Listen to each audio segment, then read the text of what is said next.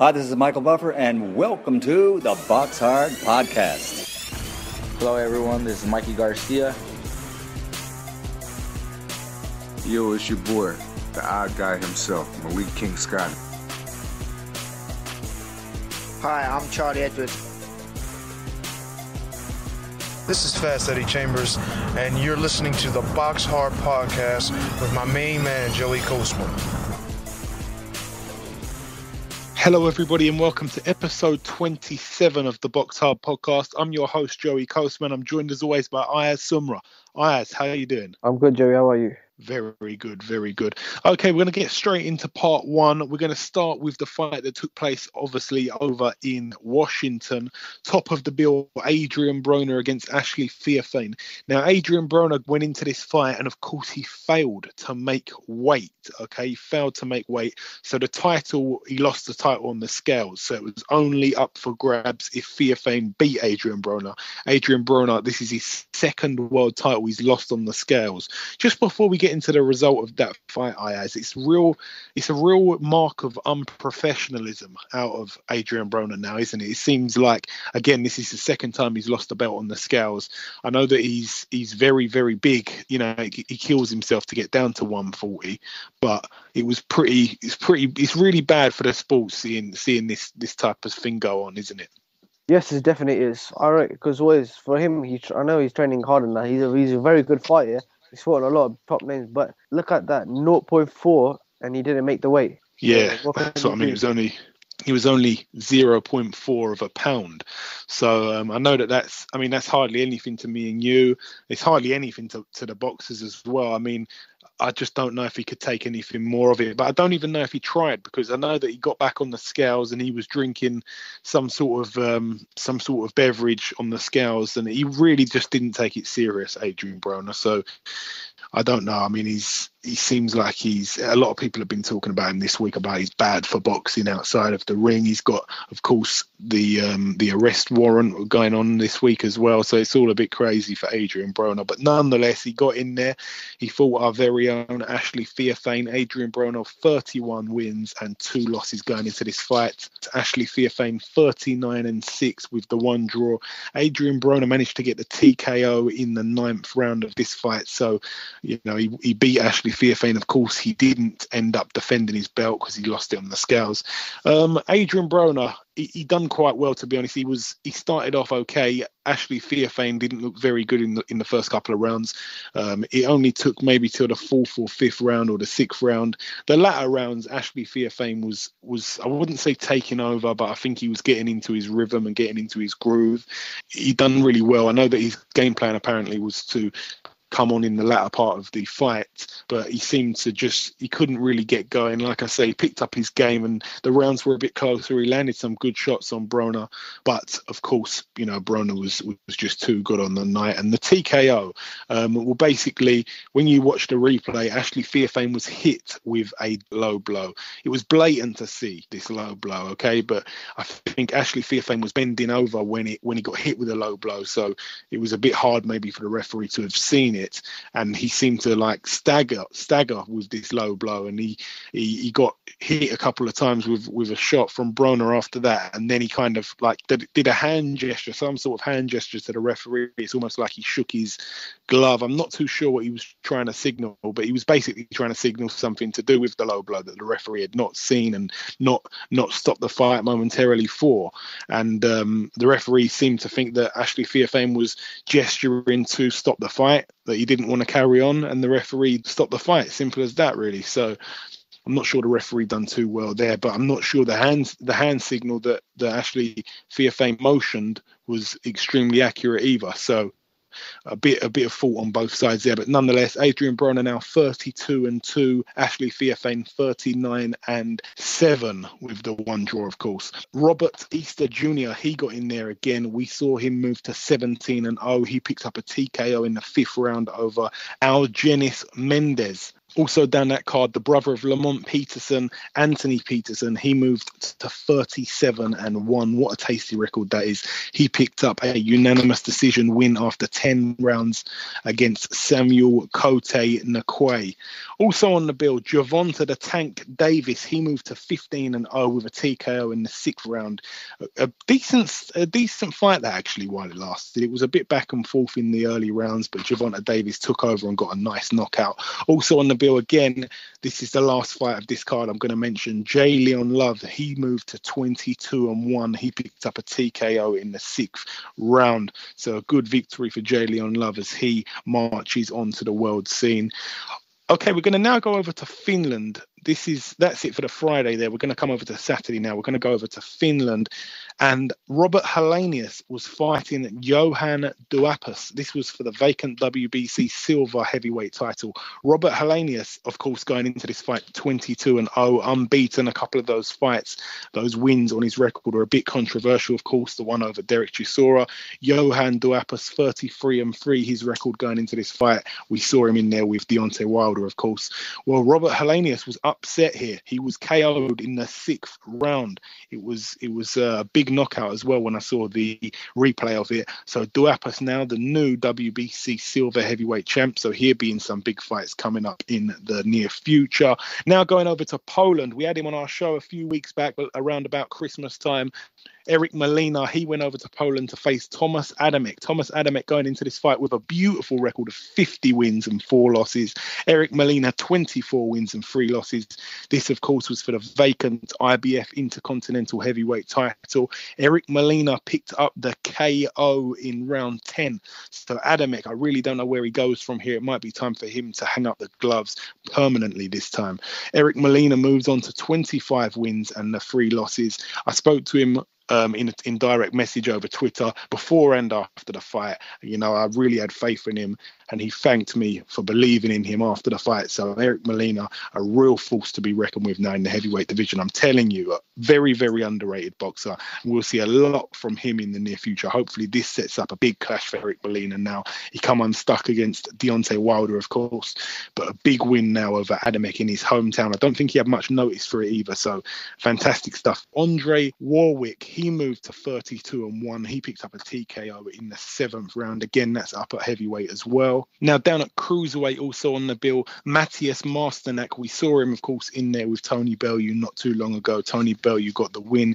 He's back to winning ways with a unanimous decision win after 10 rounds. So his new record now 37 wins and 4 losses for Masternak. And now we're going to go over to the big one in the Echo Arena. Top of the bill, Hadila Mohammadi, of course, the EBU European super middleweight champion. He defended his belt, or attempted to defend his belt, against our very own Callum Smith. Mohammadi was boasting a record of 20 wins and 3 losses with the 1 draw. Callum Smith, unblemished 18-0 record.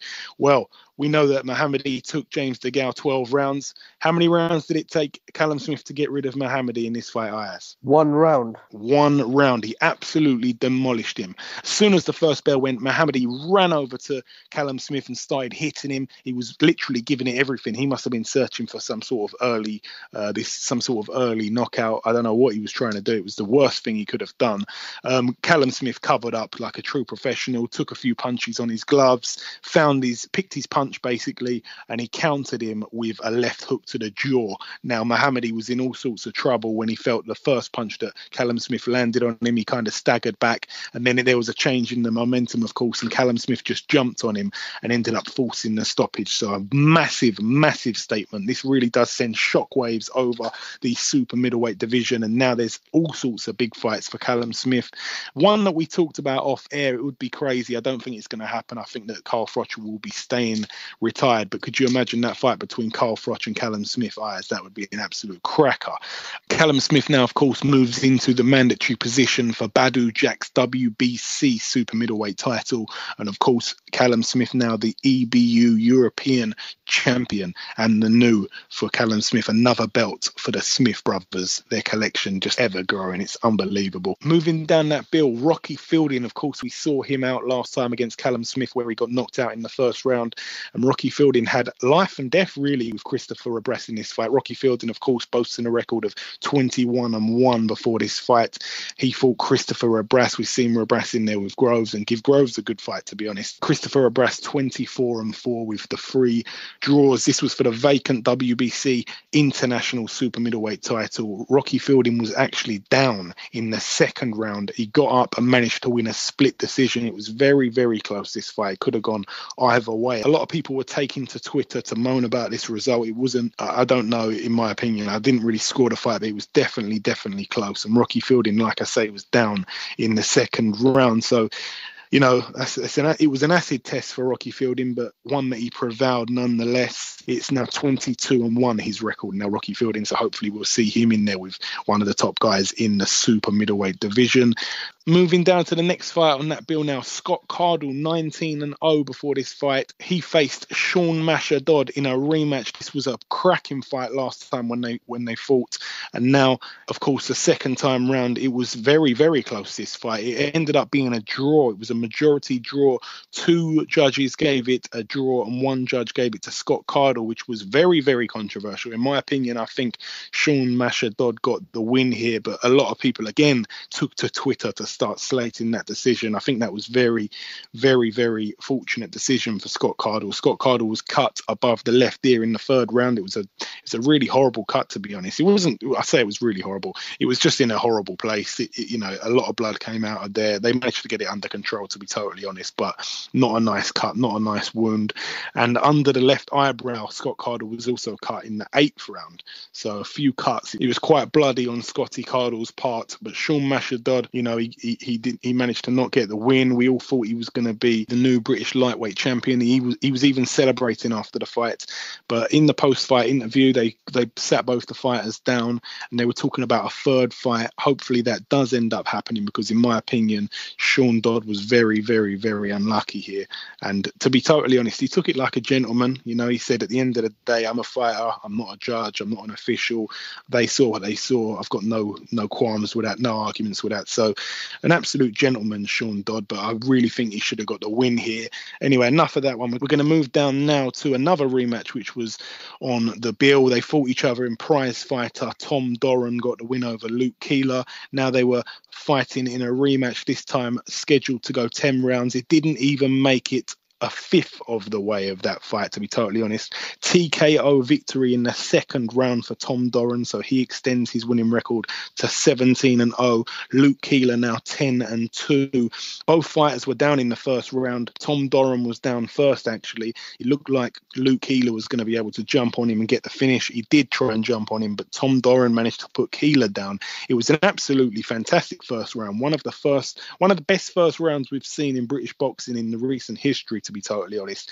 And of course, in the second round, Luke Keeler was put down twice, and that was the end of the fight. So Tom Doran picks up a good win there. Also on the bill, Tom Farrell, he moved to 8-0 with a points win after 6 rounds. Reece Bellotti, he got out again, another prospect to watch out for. He moved to 6-0.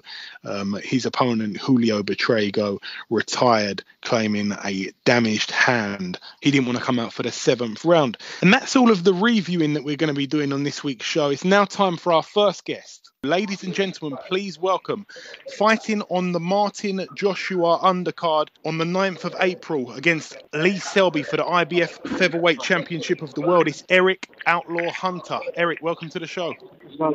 Firstly, a lot of the crowd over here, a lot of the boxing fans over here are not too sure about your story. What inspired you to get into boxing, Eric? My uncle had got me into the sport. And I've just been in it ever since. Okay. Of course, your record is 21-3. The 3 losses, not much you can go off.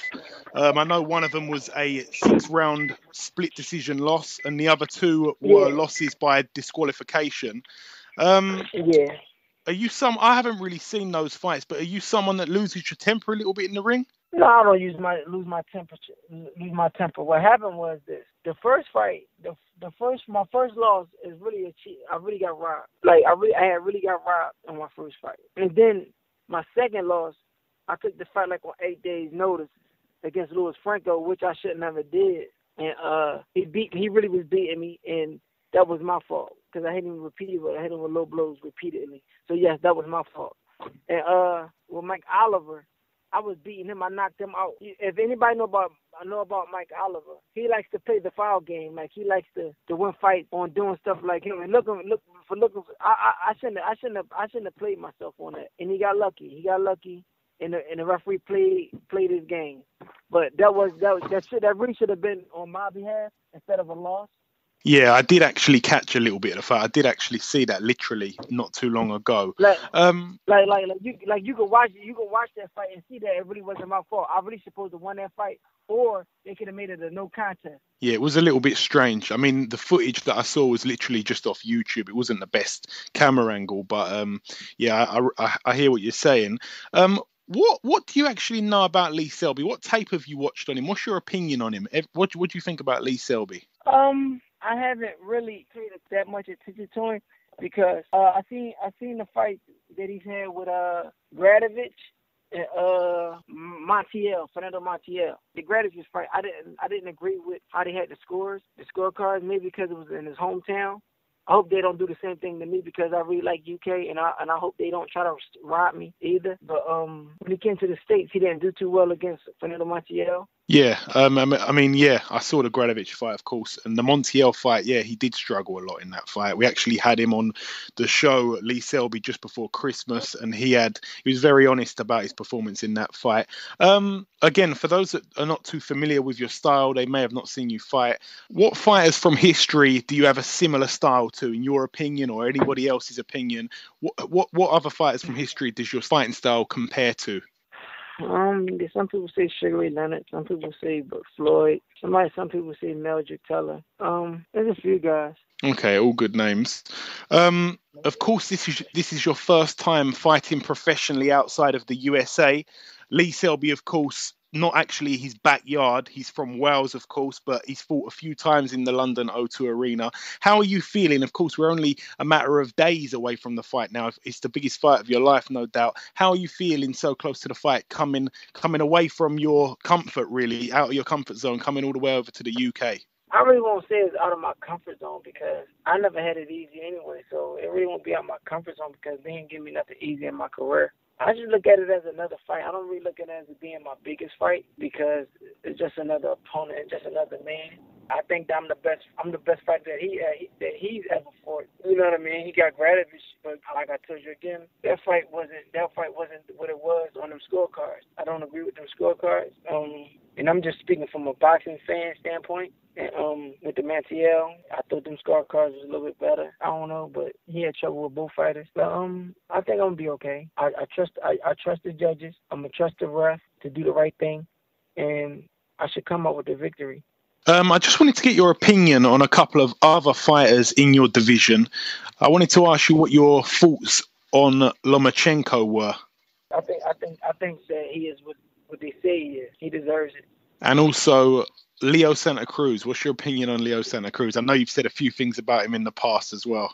I'm not sold on it. Only why I'm not sold on it because what he did with that Rigondeaux thing. I'm not, and I'm speaking from a fan. I'm not speaking through, being mad or whatever because I'm not mad. But from a fan standpoint, I don't like the fact that he ran from out of a division just to go to another division instead of fighting one of the best fighters of our era at 122. And he had a championship belt. I put it up. If you got championship titles, that you should want to defend them and unify them.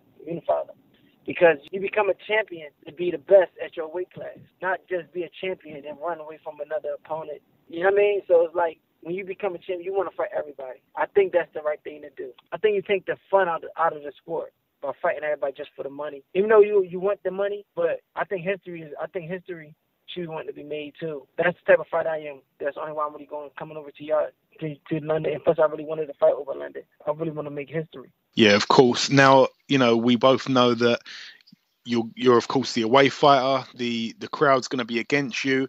I don't know if you've had that, if you've been through that experience before. Are you the type of fighter that thrives under pressure? I guess so, but I don't think it's as pressure. I just think that it's just going in and be patient and stay relaxed at all times. Are you a fighter that's able to sort of block out the crowd? Because like I say, it's going to be like a hostile vibe, of course. Yeah, I'm cool with that. I'll be okay. I'm okay. I'm a relaxed type of guy anyway, so I don't really get into that. Like I said again, I'm gonna be okay. I just hope the judges and the referee do their part, and I'm gonna do my part. Absolutely. What is your opinion, Eric, on the UK fans? Because I know that we're quite famous for being very loud in the sport, quite famous for being real hardcore boxing fans. What's your actual opinion on the UK fans? I think they're the best UK. I think they're the best fans in boxing. I wish I had the same. I wish my fans were as good as the UK fans. And I wanted to give them a great show because they're the best. Because surprisingly, there actually is some Eric Hunter fans over here. Don't worry about that. I'm sure you'll be surprised. There'll be a few people in the arena that will be chanting for you. Believe me. I'm going to move over now to. I have to ask this to everybody we speak to from overseas. Eric, who is your favourite UK fighter from history? Chris Eubank and Preston Nassim, my man. You like the flashy styles, yeah? Yeah, Chris Eubank was my first. I liked how smooth he was. He was mad patient. He was mad, and he picked his shots very, very well. And Preston Nassim was, I liked him a lot because he was flashy. Reminded me a little bit like me, and he was very powerful in both hands, and he was very unorthodox, and he's Muslim. Have you seen anything of Chris Eubank Jr.? Of course, Chris Eubank's son. No, I haven't seen too much of it. He was fighting last weekend. He got himself. Yeah, go on. I heard he hurt the guy pretty bad. Yeah, it was on terrestrial TV, so a lot of people were tuned in. He actually fought his way into the mandatory position to face Danny Jacobs for the middleweight title, but then he decided to drop down a level to try and fight for the British title. Probably didn't think he was ready. Yeah, I mean, well, yeah, maybe he wouldn't come out and say that because he's supremely confident, just like his father. He's got a really good style, but yeah, the guy he fought was the British champ. Y'all know y'all very confident. Y'all very cocky over there in the UK. Not all of us. What everybody think about what's his name, Lee Selby? Because I don't see too many people that's really crazy about him. Yeah, I mean, of course, like Britain is obviously broke up between England, Scotland, Wales, and Northern Ireland. So he's from Wales. So the general consensus on Lee Selby, yeah, he's a good fighter. I mean, a lot of people, his main fan base is in his own country in Wales. He's just fought a few times on Joshua's undercards, really, over here. So in London, of course. So he's been around the scene. But again, most of his fans are in Wales. That's why it's not much has been talked about Lee Selby. It's mainly on Joshua because Joshua's he's like a Hollywood star already. Yeah, but he's my favorite up and coming fighter. And he followed me on Instagram. I never knew he was following me on Instagram until one of my brothers told me that, Anthony Joshua follow you. But I didn't know who he was until I started checking him out. Then I said, damn, this kid, he's real big and strong. And he always comment on my pages and stuff when I'm training and stuff. He got out real good and all that other stuff. He always show me love on my page. That is interesting. Yeah, so I'm very big on him. Are you choosing him over Charles Martin? Do you think he'll beat Charles Martin? I'm more likely. I think he's going to get it because I don't know too much about Charles Martin. I know more about Anthony Joshua than Charles Martin. Fair enough, but no, Charles Martin, just literally in a nutshell, he's the same size as Joshua. He's 6'6". He's a southpaw. And he's got, I think, 21 knockouts in 22 wins, unbeaten. So he's going to pose some sort of threat. I don't think that's going to mean anything. We'll have to wait and see. I'm sure as soon as your fight is over, you'll get straight in the shower and come back and sit down in your seat and watch that fight, right? Yeah, absolutely. Okay, listen. Absolutely. But I think honestly, if people know from my fighting style and how good I am, I think that the people gonna wind up going with me as the winner anyway. The only thing that he got in his favor right now, I think, is the judges. The judges, and that is in his hometown. But like I said again, I think that the judges are going to do good, probably. You know what I mean? Because I would love to come back and fight and defend my belt in London at the O2 Arena. Absolutely. Listen, I'm sure if we see your style, a lot of fans in the arena will become Hunter fans. I'm telling you, your style's good, and we like that. We like your type of style over here. Believe me, I think as you say, you got a lot of love for the UK fans. I'm sure once we see your style, they'll have a lot of love for you too. I think I'm way faster than Lee Selby. I think I'm more stronger than him. I think my feet work is way better than his. I think that everything about me is just better than him. Not taking him lightly and nothing. You know what I mean? But like I said, I think that he's a good fighter. You know what I mean? So my team did a good job on him. I'm sure that his team did a good job on me. But I really want to get a fan a great fight. Like I want to really give them a great fight. I want him to, if he loves his fans, like I love the fans, we want to shut the crowd up. Like we want to have a standing ovation, basically. Yeah, I'm sure you'll get that. Okay, listen, Eric. Just before I sign you out of the show, can I just get your prediction and what we're going to see from you on fight night, and of course your fight outcome prediction? I think my hand's going to be raised. I don't have a really prediction how the fight going to end. I just want to give up a good fight. I want the fans to be happy and enjoy the show. Absolutely. Now listen, Eric, although of course you're coming over to my town as well, I sincerely wish you the best of luck, and at the end of the day, may the best man win. I wish you the best of luck coming over here, and of course I'll speak to you on fight week anyway. But thank you so much for giving us a bit of time this close to your big fight, sir. All right, thank you so much.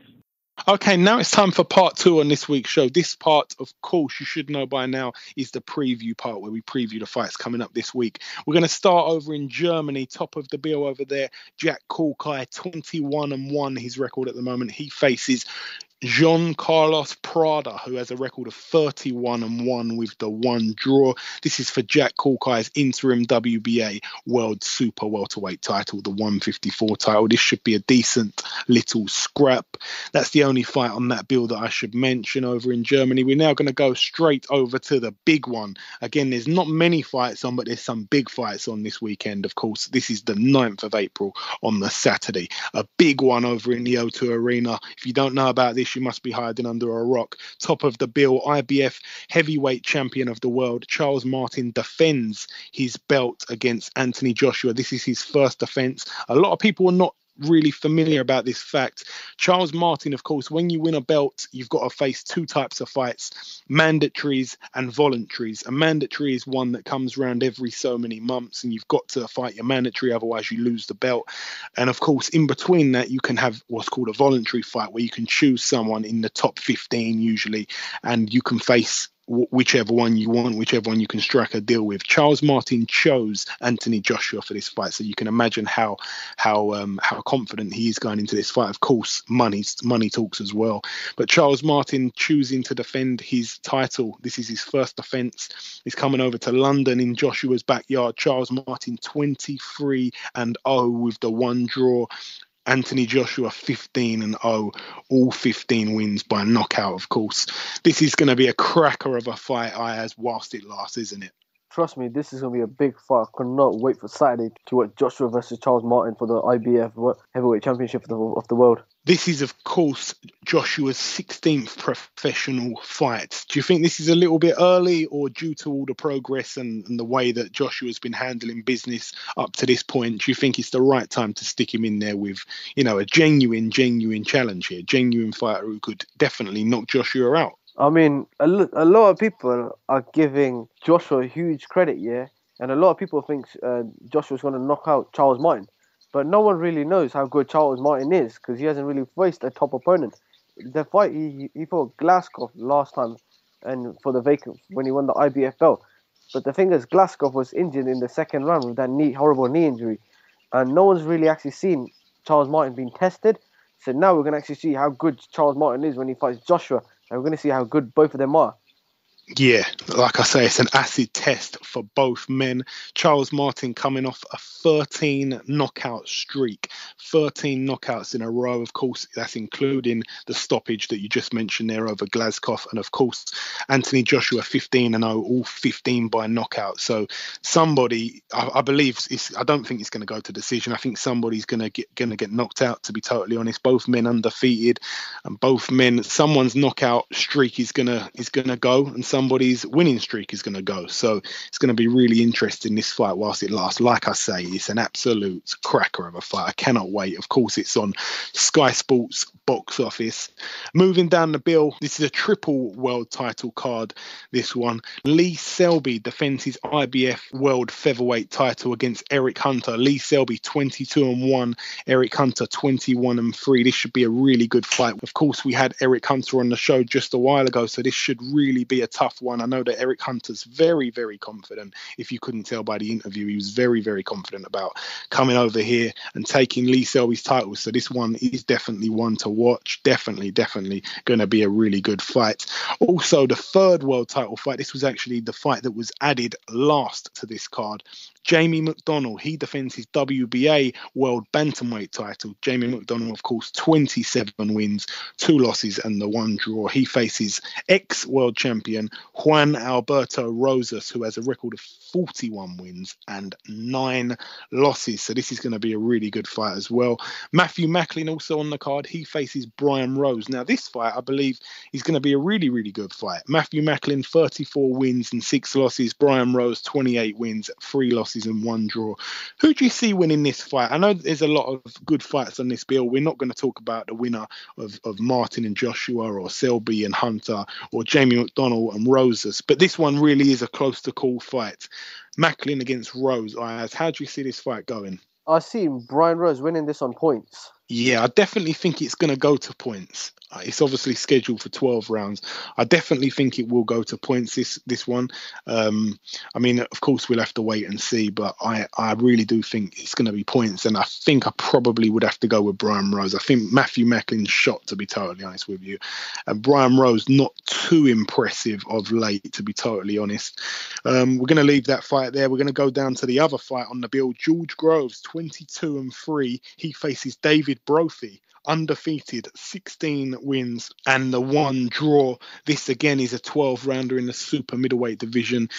How do you see this one going, Ayaz? I know me and you both have not seen much of David Brophy, but again, an undefeated fighter is usually a hard fighter to beat. And George Groves, he's been in a lot of wars now. Do you think there's any chance that George Groves could end up racking up a loss here? An unexpected loss, but do you think that there's a possibility that could happen on this big night of boxing? No, I can see George Groves knocking this guy out. Okay, sweet and simple like that.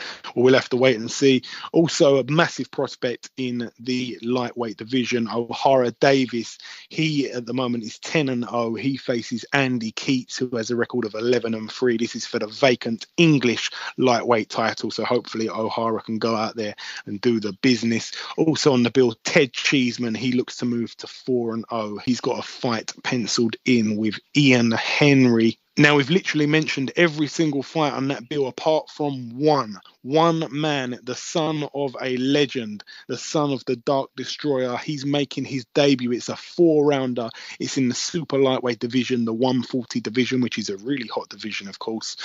It'd be really interesting to be there and to see the journey that Conor Benn is about to embark on. Now, that's really it for the massive card at the O2 Arena. We're now going to go over to one fight I just want to mention over in Crawley at the K2 Leisure Centre. Ben Jones, he defends his WBO Intercontinental Featherweight title. His opponent yet to be announced, but Ben Jones boasting a record of 21 wins, 5 losses and the 1 draw. Ben Jones, really nice lad. Again, someone that we had on the show a while back. And that's it for the UK now. We're now going to go over to the big one over in the MGM Grand Garden Arena, Las Vegas, Nevada, USA. Top of the bill, Manny Pacquiao. He faces Timothy Bradley. Of course, this is the third fight between these guys. Manny Pacquiao managing to lose the first fight that they had. It was a very, very controversial loss to Tim Bradley. Everyone but the 3 judges gave that fight to Manny Pacquiao, but Tim Bradley managed to get the win somehow. now. And of course, when they had the rematch, Manny Pacquiao picked up the win. So it's 1-1.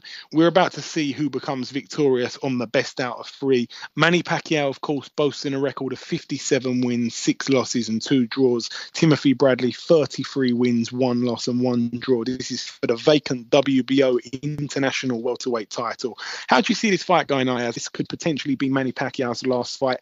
Do you reckon he's going to be able to beat Tim Bradley here, or have you got Tim Bradley beating Manny Pacquiao? I actually got Timothy Bradley beating Manny Pacquiao. Do you think it's going to be by points, or do you think it's going to be knockout? I reckon Timothy Bradley beats Manny Pacquiao on points. Yeah, it's an interesting fight nonetheless. Also on that bill, Arthur Abraham defends his WBO World Super Middleweight title against Gilberto Ramirez. Arthur Abraham, of course, 44 wins and 4 losses. Gilberto Ramirez, 33-0. Now, this could be the time we see Arthur Abraham lose his belt, because Gilberto Ramirez is a really, really good fighter. So this will probably be the best fight on the card. I really, really cannot wait to see this one. Also on the bill, Oscar Valdez, 18-0. He faces Evgeny Gradovich, 21-1 with the 1 draw. This is for the vacant WBO NABO featherweight title. So Evgeny Gradovich gets out again. Of course, this will be a really good fight. Another one that may steal the night, to be totally honest, these two guys. So it's a really, really good fight, that one. And also on the undercard, this is going to be the last fight I mention on this card. And in fact, the last fight I mention of the preview part of the show. It's in the welterweight division. It's a 10-rounder. Konstantin Ponomarev. Again, I'm not too sure if I've pronounced that right. 29-0, this guy's record. He faces a guy called Brad Solomon, who has a record of 26-0. So 2 guys in there. Somebody's O's got to go. Both of them, to be honest, I haven't heard much of. But one of them, of course, 29-0. One of them, 26-0. It should be interesting seeing what happens there. Okay, that's really it for the preview segment on this week's show. We're now going to welcome our second guest. Okay, now it's time for our final guest on this week's show. Coming off of what some people call an upset win on the weekend, it's Eric Molina. Eric, welcome back to the show. Oh, thank you guys. Thanks for having me, man. No problem. Okay, let's get down to the main talking point. Of course, you went over to Tomasz Adamek's backyard in Poland. 99% of people thought you were going to lose this fight. I was in the 1% category. Can you walk us through this fight, Eric? Tomasz Adamek, we've seen a lot of video on him, and we knew he was a very tactical fighter. He's a warrior in the ring.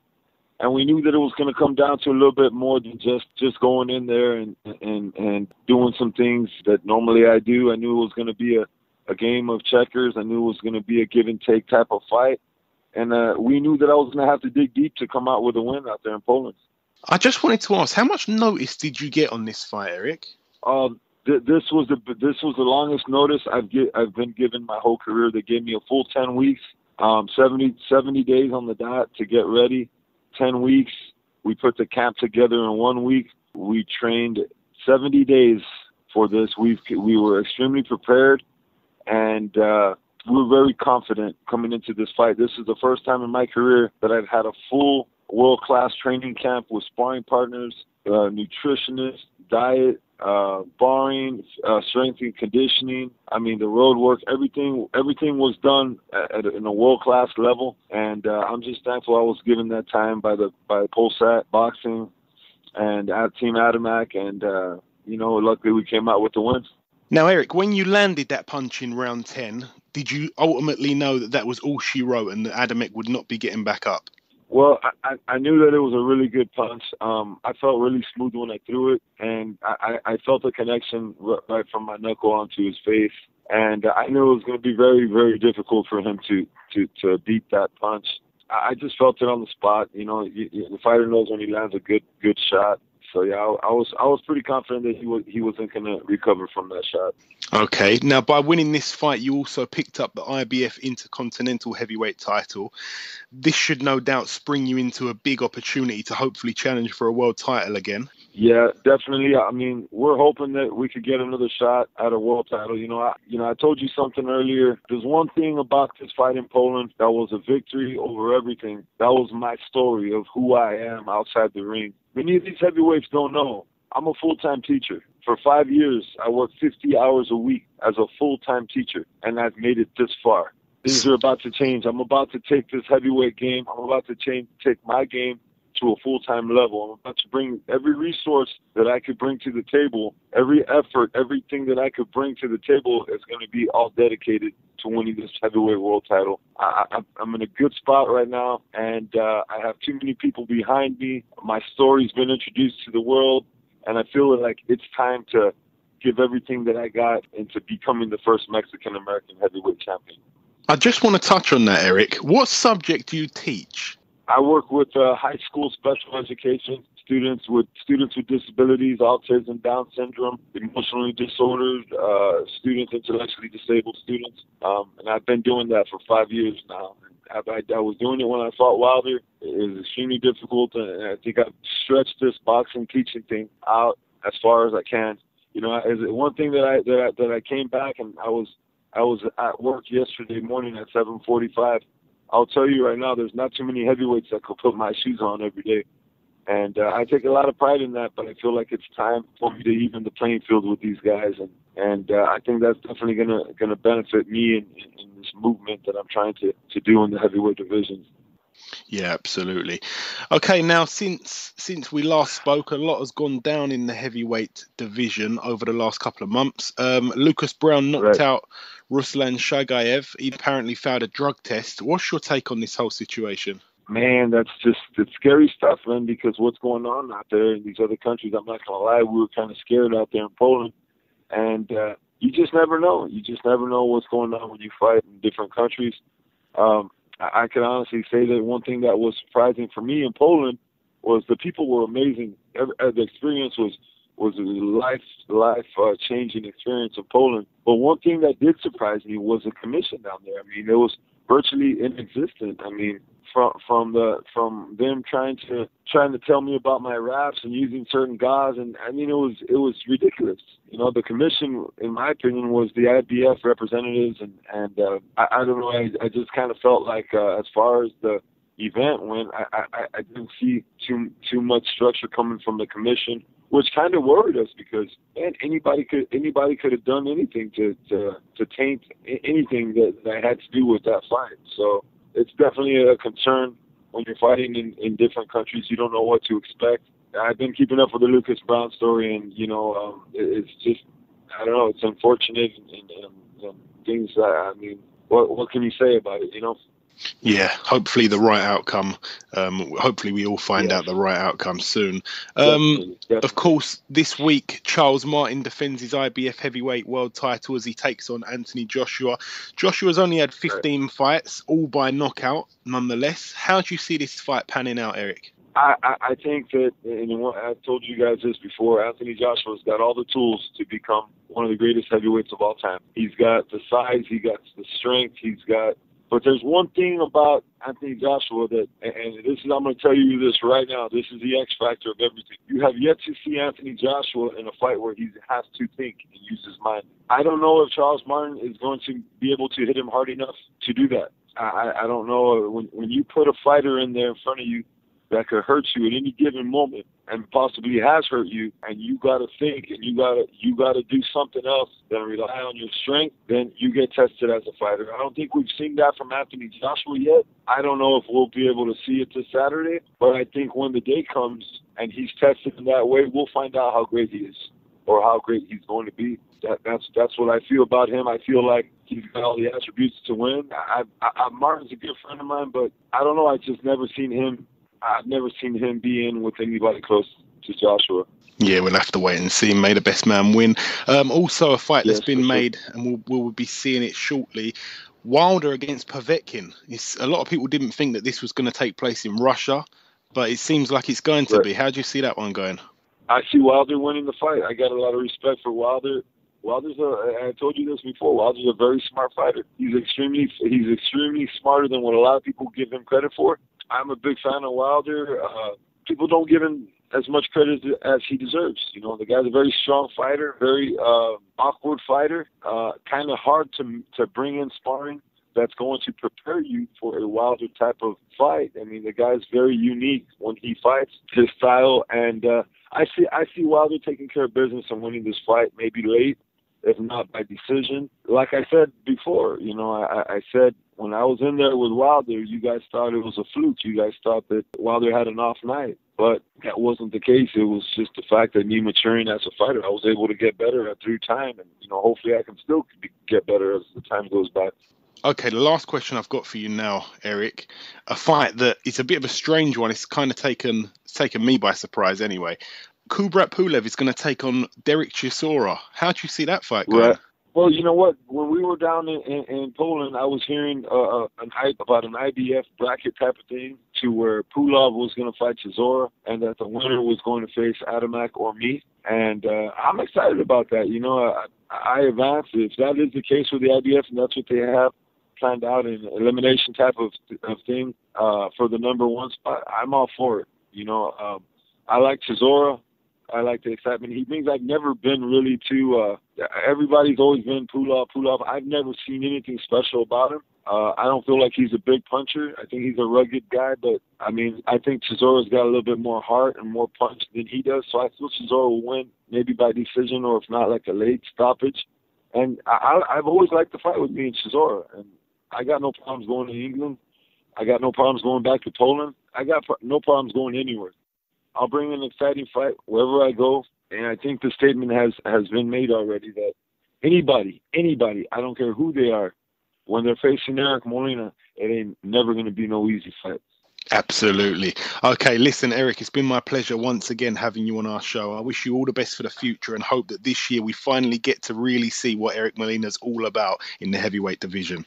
Yes, thank you guys for having me, and just want to send a shout out to all the fans, the heavyweight fans out in Britain, and I know it's exciting times out there for them, and just for them to enjoy this fight this week, and we're all looking forward to it here in America, and you guys take care. Okay, now it's time to conclude episode 27 of the BoxHard Podcast. I've been your host, Joey Coastman. Ayaz Sumra has been Ayaz Sumra. A thank you to our two guests on this week's show, the two Erics, Eric Molina and Eric Hunter. And also a big shout out to Michael Buffer for becoming part of the intro. So his beautiful voice will be on every single show now. Also a massive thank you and the biggest thank you to our listeners for making this show what it is. We'll be back next week with another big show. Until then, take care.